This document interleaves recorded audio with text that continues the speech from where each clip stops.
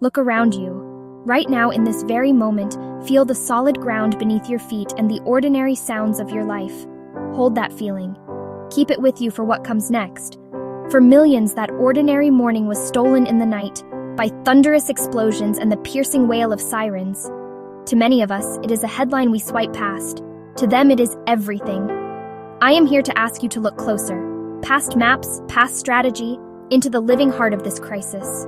This is not politics. It is human life laid bare. We have a choice, empathy or indifference. Choose empathy. Share the stories. Act. Let compassion become louder than apathy. Keep this light. Every day the numbers wash over us. Casualties, displaced, homes turned to ruins. The figures are so vast, so relentless, they become an abstract wall of data. It's a constant barrage designed for quick consumption, not deep connection. And in its overwhelming scale, it achieves a terrible goal. It numbs us. The sheer volume creates a distance, a protective shell that shields our hearts from truly breaking. But we must refuse to be numb. We must force ourselves to look closer, because behind each cold, impersonal digit, a universe of life exists. Behind every single number is a face, etched with its own unique story. A name, once whispered by a mother and shouted in joy by friends.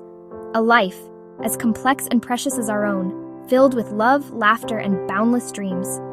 This is our challenge, to train our hearts to see the person, not the statistic, to see the son who told terrible jokes, the mother whose hands always dusted with flour baked bread on Sundays, the teacher who saw a spark in a difficult student, the young couple who dreamed of graduations and a shared future, each one a soul whose absence is not a void, but a deafening echo that reverberates through their family, a wound in the fabric of our world.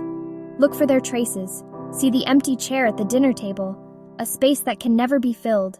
Hear the profound, heavy silence in a room that once cradled a specific, infectious laugh. And remember the stolen future, the unwritten songs, the unpainted canvases, the first love that will never be felt, the school year that will not happen, an entire universe of potential, extinguished in a moment. So from this day forward, let us make a pact. When we are confronted with a number, we will not just scroll past. We will stop. We will pause. We will take a single conscious breath, and in that quiet moment we will dare to feel. We will honor their names with our memory, not bury their lives in charts.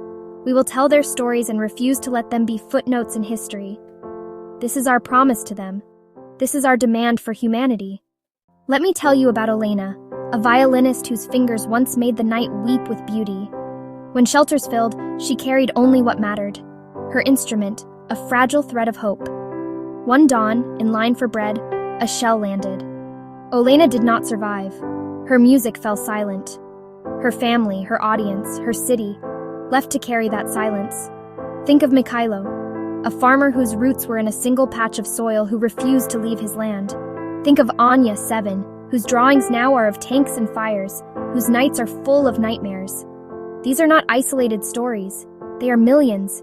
They are a nation's heartbreak. Teachers, bakers, surgeons turned refugees, lovers separated by lines on a map. We see the ruined buildings and the burned fields, but many wounds cannot be seen on skin or stone. They are the silent, replaying nightmares. A child startled at thunder, a soldier who cannot sleep. This is PTSD, survivor's guilt, the unmooring of trust. Healing will take years, decades, and generations. Hypervigilance, sleeplessness, relationships that fray. These are the slow costs of conflict.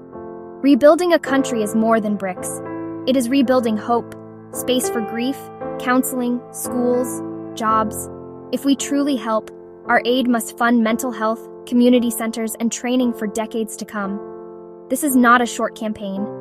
This is a commitment to stand with the people who will need us long after headlines fade.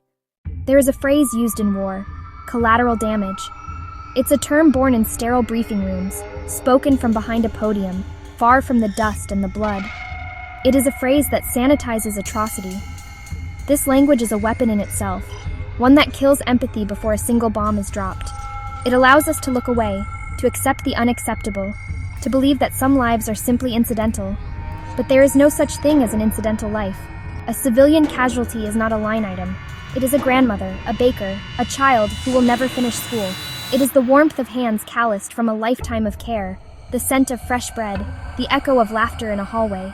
It is a future of unwritten poems and unsung songs, a universe of stories extinguished in an instant.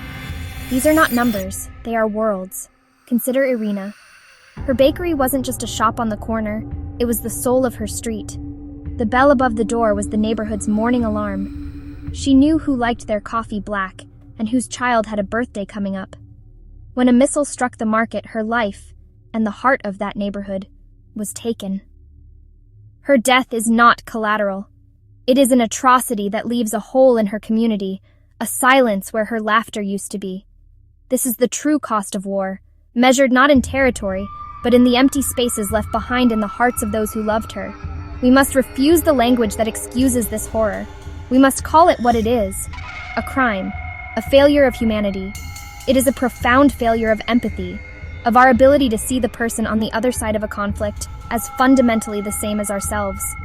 When officials use euphemisms, demand the names, when they sanitize with statistics, insist on the faces, force them to confront the human reality of their decisions, every civilian life taken is a moral affront, a universe destroyed. To do less than call for justice is to be complicit. We owe it to Irina, and to the countless others, to remember them not as collateral damage, but as the precious, irreplaceable human beings they were. Grief here is a public wound, a door left open, a bed with one empty side, plans that no longer exist. A wife hears that her husband will not come home. The world fractures into a before and an after. No graduation, no wedding, no grandchildren. A lifetime of ordinary joys erased in an instant. Parents who outlive their child carry a question that has no answer. Why them? This grief is shared, in vigils, in memorials, in a nation learning to live with an absence that never eases. We live connected lives. Every alert, every image reaches us. That connection demands responsibility, but constant exposure risks turning real suffering into disposable content. Choose otherwise. Put the phone down. Listen. Seek real stories, not only strategy. Donate to vetted humanitarian groups. Call your representatives. Join vigils. Flood embassies with petitions. Demand an end to arms shipments. Center their voices. Share survivor stories. Resist language that dehumanizes. Teach your children empathy. Support long-term recovery, housing, schools, mental health programs, jobs, and education. Join organizations that build futures. When communities worldwide use their voices and their votes, leaders listen. When we organize, we can change policy. When we refuse apathy, we shape history. To President Zelensky and President Putin, and to every leader who holds lives in their hands, we ask you to listen, not to the drums of war, but to the profound silence of a graveyard. History is watching, not as words in a book, but through the eyes of generations to come, who will judge what you did. The ghosts of the dead are watching. They are the soldiers in unmarked fields and the civilians buried beneath their own homes. The mothers, the children, the streets made empty of laughter. They are watching you now. Their collective gaze is a judgment you cannot escape. President Zelensky, your courage has inspired millions. You have shown the world the strength of the human spirit.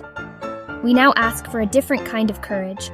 The courage to declare that victory is not measured in land, but in lives saved. I ask you, make the ultimate victory the preservation of life. Let your legacy be the leader who chose a future for Ukraine's children over the continuation of its pain. True strength is building a tomorrow. President Putin, look at the lives lost in your name, both Ukrainian and Russian. Think of the mothers receiving folded flags and the fathers digging graves with their bare hands. This is the reality of your campaign. Ask yourself, is this the legacy you want to leave? A name whispered with fear for generations? Choose mercy over annihilation. Prove that strength is not just waging war, but having the wisdom to end one.